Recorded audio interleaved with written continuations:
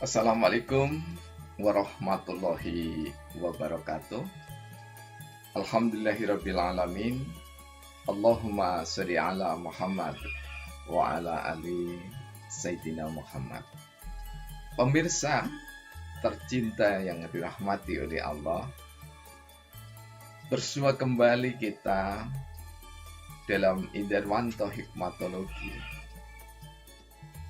upaya terus-menerus berkesinambungan untuk melembut cerdaskan hati nurani kita masing-masing, sehingga setiap diri kian dewasa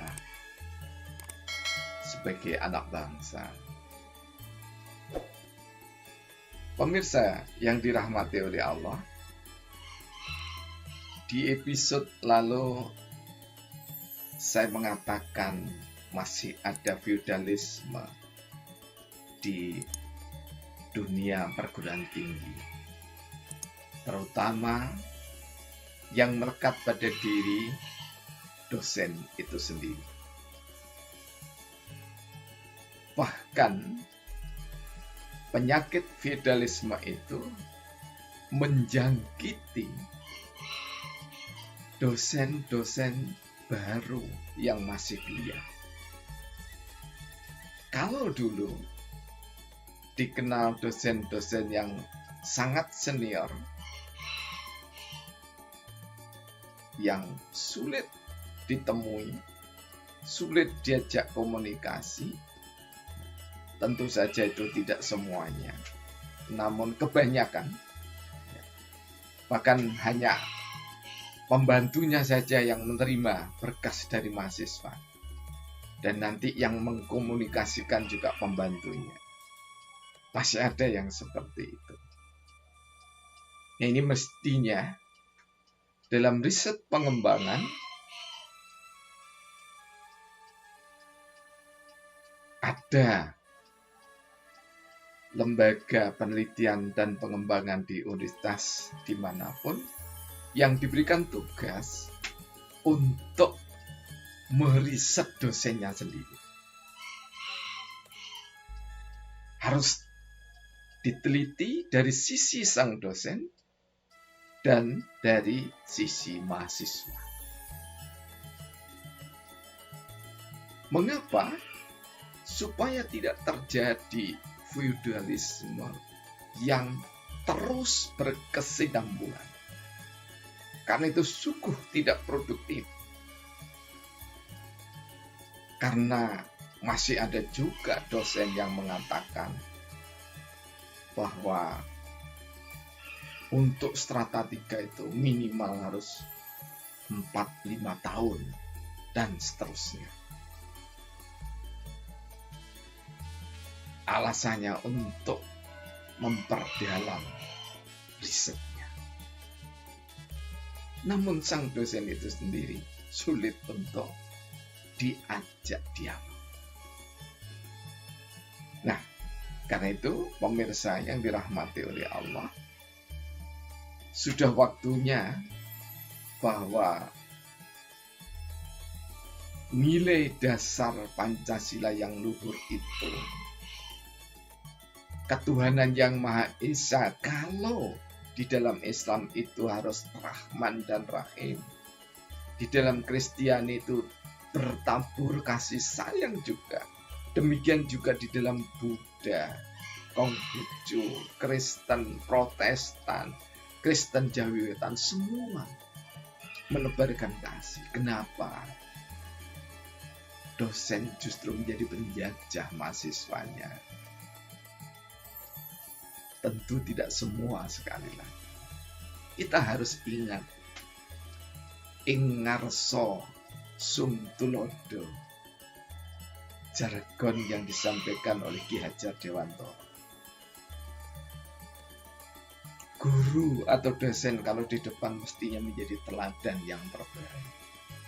Ing madya mangun karso, di tengah harus mampu memberikan spirit, memberikan ruh pada anak didiknya untuk mengembangkan talentanya. Ketika di belakang tupuri handayani, pada saat terjadi proses penelitian, penulisan, maka dosen harus mampu mengikuti alur cerdas mahasiswa jika keliru diarahkan dengan bijaksana.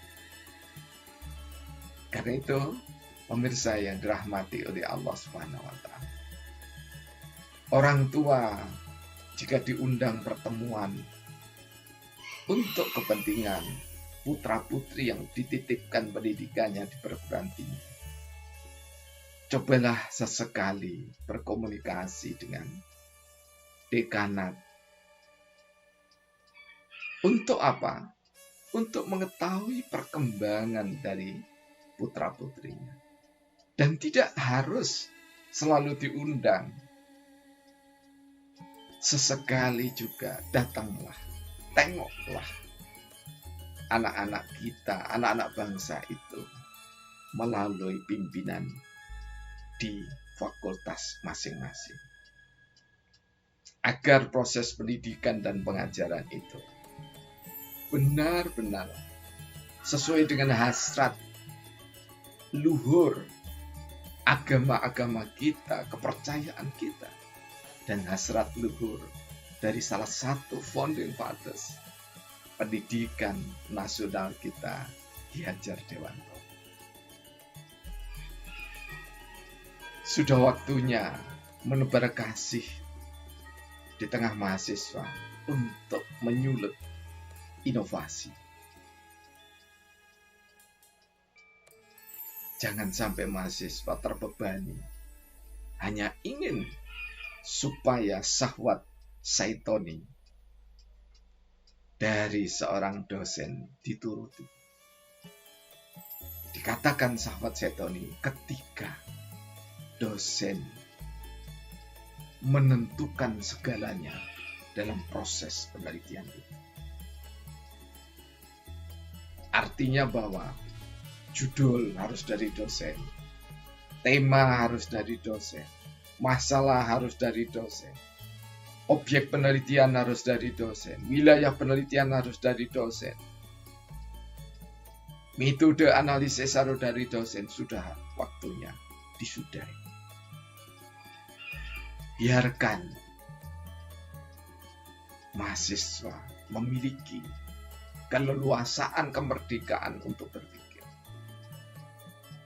Jadi kalau sekarang Nadiem Makarim berobsesi kampus merdeka, tidak salah, karena kampus belum merdeka. Mulailah memerdekakan diri sang dosen untuk terbebas dari gungkungan feudalisme dan bebaskan mahasiswa dalam makna merdeka bertanggung jawab atas talenta yang dimiliki dari Allah yang Maha Rahman, dari Tuhan yang Maha Kuasa. Pemirsa, simpul kajian kami saya tulis dalam syair ke 12.470, masih Pancasila dasar ilmu pengetahuan yang ketujuh. Hasil penelitian harus mampu memberi solusi kebangsaan. Para pengampu mata kuliah dengan mahasiswa bergandengan. Dari ragam penelitian, seyogyanya sebagai bekal pengabdian. Mengabdi pada masyarakat bagi mahasiswa menuju keparipurnaan. Dosen dan mahasiswa mengabdi pada masyarakat keniscayaan. Lembaga pendidikan tinggi berkontribusi di dalam pembangunan. Belajar ikut serta membangun negara yang berkebangsaan. Itulah makna Pancasila dasar ilmu pengetahuan. Dosen bergandengan erat dengan mahasiswa, dengan aparat non-kependidikan, dengan pemerintah untuk mengembangkan lagi-lagi talenta, bakat anak-anak muda yang kita harus meyakini mereka lebih cerdas dibanding kita. Kenapa? Karena pustaka yang dulunya tidak pernah kita impikan di zaman kami sekolah, di zaman kami kuliah, seperti e-book, sekarang sudah bertebaran. Hanya berbekal gadget yang memadai, anak-anak bisa melanglang buana di jagat ilmu pengetahuan dan teknologi. Karena itu, dosen yang tercinta, janganlah mengkhianati hati nurani. Billahi taufiq wal hidayah. Wassalamualaikum warahmatullahi wabarakatuh.